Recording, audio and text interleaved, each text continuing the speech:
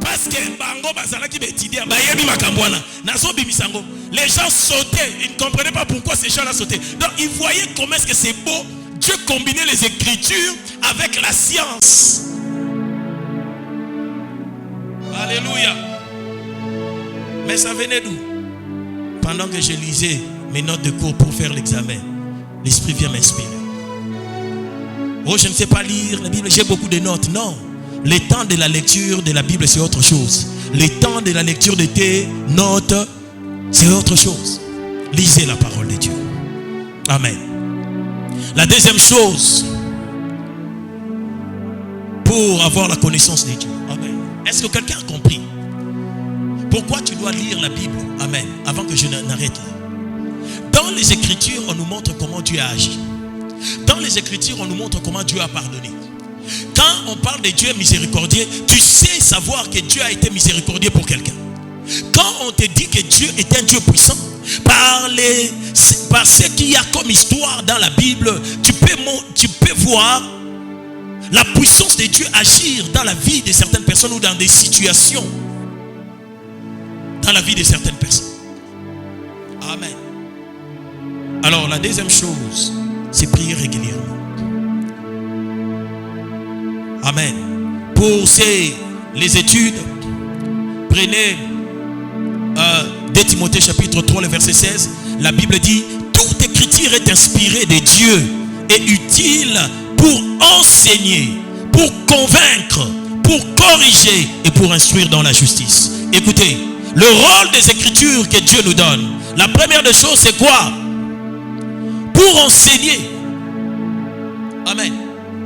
Les Écritures, ce n'est pas seulement pour prêcher d'abord la parole, parce que la prédication, c'est le Eyungile. Nous vous annonçons la bonne nouvelle que Christ est mort à la croix. Il a porté nos péchés pour que nous soyons libérés de la mort et du péché et que nous redevenions ses enfants. Oh, nous disons Amen. Il a payé le prix. Tu es libre. Amen. Mais quand il s'agit de l'enseignement, on te fait asseoir pour te dire: Dieu dit qu'il faut aimer. Il ne faut pas haïr. Il faut donner. Amen. On t'enseigne que celui qui épargne en excès ne fait que s'appauvrir. Mais celui qui donne, alléluia, reçoit. Alléluia. Il y a de la joie à donner qu'à recevoir. Ça, c'est l'enseignement. Là, maintenant, la personne commence à savoir: ah, donc, quand je donne, il y a de la joie.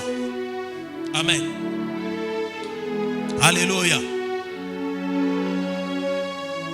Alors, je reviens sur prier régulièrement. Matthieu chapitre 26, le verset 41. Rapidement.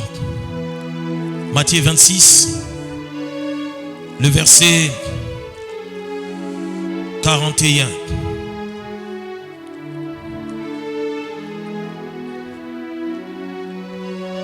La Bible dit: veillez et priez afin que vous ne tombiez pas dans la tentation. L'esprit est bien disposé, mais la chair est faible. Alléluia. Est-ce que quelqu'un m'entend très bien? Il demande de veiller et prier. Ici, veiller n'est pas dans le sens de ne pas dormir. Amen. Mais le mot veiller ici, c'est plutôt dans le sens d'être prudent. Amen. De toujours regarder autour de toi avant de poser un acte. Amen. De toujours regarder autour de toi avant d'ouvrir la bouche pour parler. Amen. Est-ce que quelqu'un m'entend très bien? Veillez, priez. 1 Thessaloniciens chapitre 5, le verset 17. La Bible dit quoi? Priez sans cesse. Et je répète ici, quand on dit prier sans cesse, cela ne veut pas sous-entendre que vous ne puissiez plus rien faire. Amen. Ça demande une certaine profondeur. Alléluia. Ça demande vraiment une certaine profondeur et une certaine consécration pour commencer à expérimenter certaines choses spirituelles. Amen. Quelqu'un qui est à l'église comme ça, il est assis, mais son esprit est dehors.